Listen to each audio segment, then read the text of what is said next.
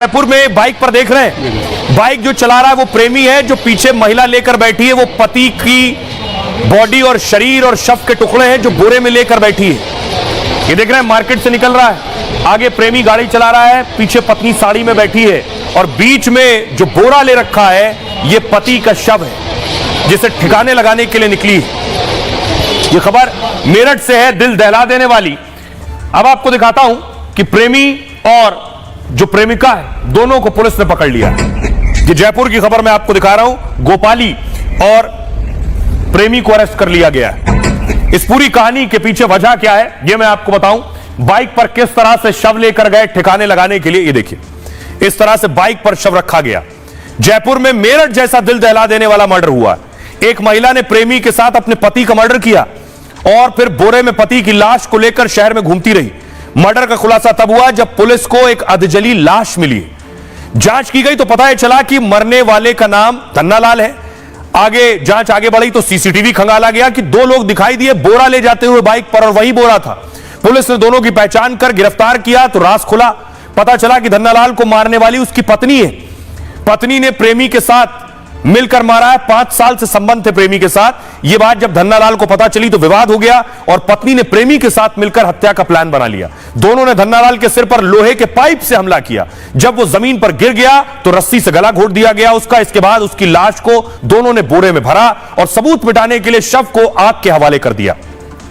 आइए अब आपको सुनवाता हूं, सुनिए जरा मृतक के भाई क्या कुछ कह रहे हैं और पुलिस क्या कह रही है। परंतु हम पारिवारिक मैटर में खूब समझाया, नहीं समझेंगे। परंतु अभी जो ये मैटर हुआ है इनसे 1.5 महीने पहले करीबन इनका एक्सीडेंट हो गया था तो उनके पैर में फ्रैक्चर हो गए थे तो वो इतना चल नहीं पाते थे। उनको खाना वगैरह की भी दिक्कत करते थे तो हम देते थे तो हमारे को कुछ गाली गलौज करते थे, पीछे थे, वो सामने नहीं आती थी। और इसमें मुझे पुलिस ने कार्रवाई तो करी परंतु मेरे को उचित नहीं लग रही इनकी कार्रवाई।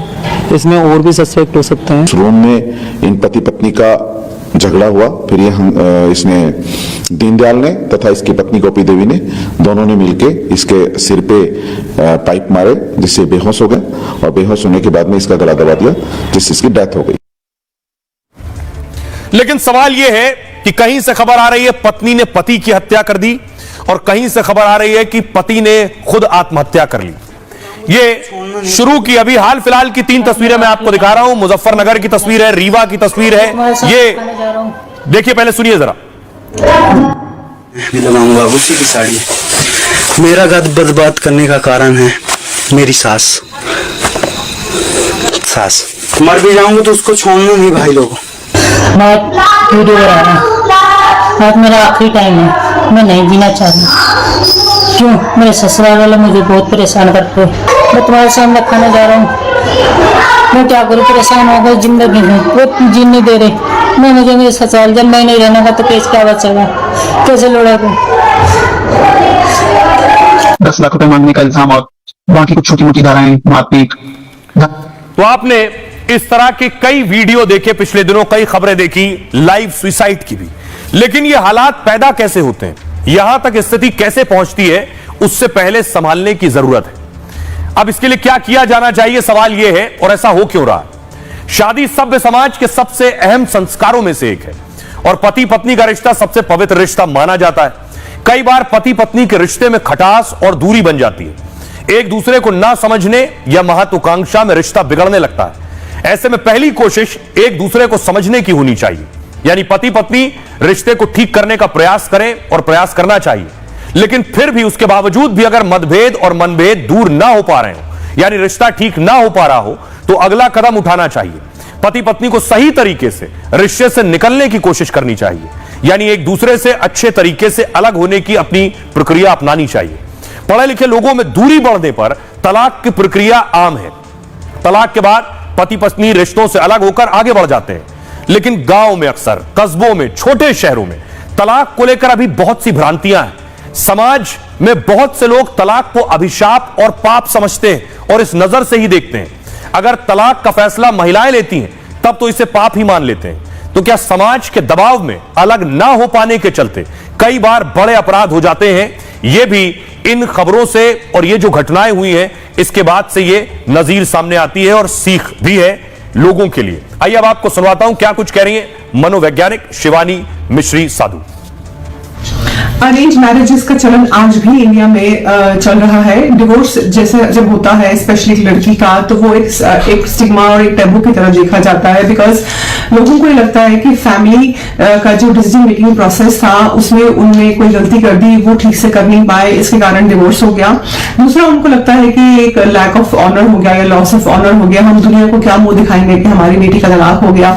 तीसरा, जब ये एक स्टिग्मा हमारी सोसाइटी में अभी भी है, तो उसके कारण भी लोग औरतों को एक जजमेंट भरी निगाहों से देखते हैं, चाहे हम कितना भी प्रोग्रेस कर ले। पीपल डू जज women differently who are divorced, और उनको जॉब अपॉर्चुनिटीज मिलने में भी दिक्कत हो जाती है।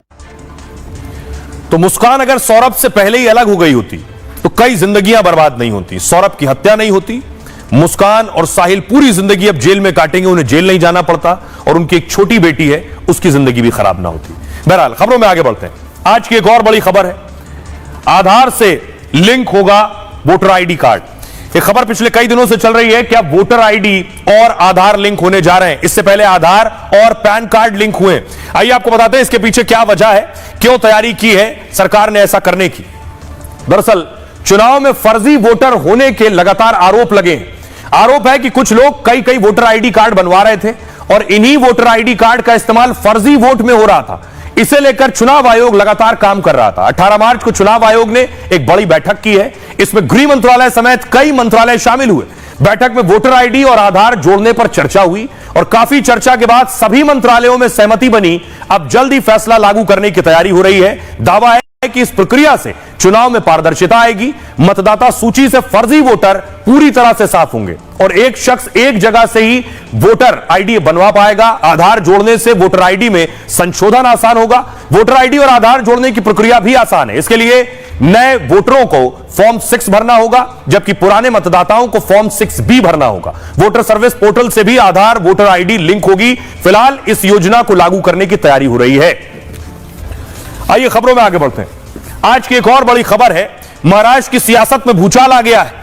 दिशा और सुशांत मामले में आदित्य ठाकरे के नाम आने के बाद हंगामा और बढ़ गया है। दिशा सुशांत इंसाफ मांग रहे हैं। दरअसल इसमें आदित्य ठाकरे का रोल क्या है, इसकी जांच की मांग हो रही है। चाहे वो सुशांत की मौत हो या दिशा की मौत हो। इसमें आज महाराष्ट्र विधानसभा में भी हंगामा हुआ। महाराष्ट्र विधानसभा में खुद नीतीश राणे ने इस मामले को उठाया है और उन्होंने इंसाफ की मांग की है। अध्यक्ष महोदय, काल अध्यक्ष महोदय, दिशा साल्यांच्या वडिलांनी, सतीश साल्यांनी जे काय आरोप केलेले आहेत, माझं म्हणणं आहे की अन्य लोकांना एक कायदा लागतो ना अध्यक्ष महोदय, करावा ना अध्यक्ष महोदय, एवढीच विनंती आहे, करा तुम्ही। काल अध्यक्ष महोदय, दिशा साल्यांच्या वडिलांनी, सतीश साल्यांनी, देखिए जरा महाराष्ट्र में बवाल बढ़ने वाला है, क्योंकि देखिए बीजेपी और शिवसेना ने भी प्रदर्शन किया है, पोस्टर लेकर प्रदर्शन किया है कि न्याय होना चाहिए। और इस न्याय प्रक्रिया में दिशा के पिता का कहना है कि आदित्य ठाकरे से पूछताछ हो, इन्वेस्टिगेशन और सवाल हो। अब आपको दिखाता हूं, हमारे रिपोर्टर वहां मौजूद थी मुंबई में, उन्होंने आदित्य ठाकरे से सीधे सवाल पूछे। सुनिए जरा, आदित्य ठाकरे से सवाल पूछा कि आपका रोल क्या है दिशा की मौत में, सुशांत की मौत में। क्या कहा आदित्य ने, सुनिए। आदित्य, आपसे सिर्फ एक सवाल करना चाहूंगी। आप पर जो एफआईआर करने की बात की जा रही है, आप उस पर क्या कहना चाहेंगे? क्योंकि ये आप पर आरोप लगे हैं कि आप उस रात मौजूद। अरे अभी तो सब मैंने जवाब तो दिया। आइए, तो मराठी में समझ में नहीं आया, एक बार प्लीज। अरे ट्रांसलेट कीजिए, आप महाराष्ट्र में हो। आइए प्लीज एक बार, आप वहाँ पर मौजूद थे या नहीं थे उस दिन जो एफआईआर दर्ज करने की जो मांग? मैंने सारे प्रेस कॉन्फ्रेंस को दिया, अभी मराठी ट्रांसलेट कीजिए, मैंने हिंदी भी बात की। आप मौजूद थे या नहीं थे, बस इतना बता दीजिए।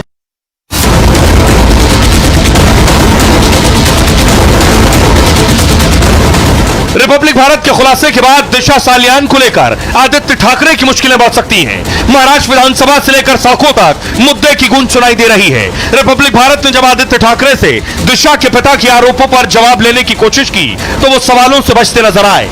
आदित्य, आपसे सिर्फ एक सवाल करना चाहूंगी। आप पर जो एफआईआर करने की बात की जा रही है, आप उस पर क्या कहना चाहेंगे? क्योंकि ये आप पर आरोप लगे हैं कि आप उस रात मौजूद। अरे अभी तो सब मैंने जवाब तो दिया। आइए, तो मराठी में समझ में नहीं आया, एक बार प्लीज। अरे ट्रांसलेट कीजिए, आप महाराष्ट्र में हो। आइए प्लीज एक बार, आप वहाँ पर मौजूद थे या नहीं थे उस दिन जो एफआईआर दर्ज करने की जो मांग? मैंने सारे प्रेस कॉन्फ्रेंस को दिया, अभी मराठी ट्रांसलेट कीजिए, मैंने हिंदी भी बात की। आप मौजूद थे या नहीं थे, बस इतना बता दीजिए। दिशा सालियान के साथ सुशांत सिंह राजपूत की मौत की फिर से जांच की मांग तेज हो गई है। एक घटना घटी, उस समय शिवसेना की सरकार थी और कहीं न कहीं लोग उद्धव ठाकरे और उनके बेटे, इन दोनों को लोगों ने निशाना किया था कि इन्हीं लोगों का कहीं न कहीं हाथ है। ये लोकल में मामला उठ रहा था। एक युवा नेता जो अच्छा काम कर रहा है उसको बदनाम करने की एक कोशिश है, हमारे पार्टी को बदनाम करने की एक कोशिश। दिशा सालियान मैटर को लेकर के बॉम्बे हाईकोर्ट में याचिका दायर की गई है, उसको लेकर के आपकी क्या प्रतिक्रिया है? मुझे पता नहीं है, क्यों ये मुद्दा अब उठ रहा है, आपको क्या लगता मुझे पता ही नहीं क्यों डाला गया। है? आपकी सरकार थी, महाविकास आघाड़ी की सरकार थी, उस दौरान जो है इस केस की जांच हुई। बाद में बात करेंगे।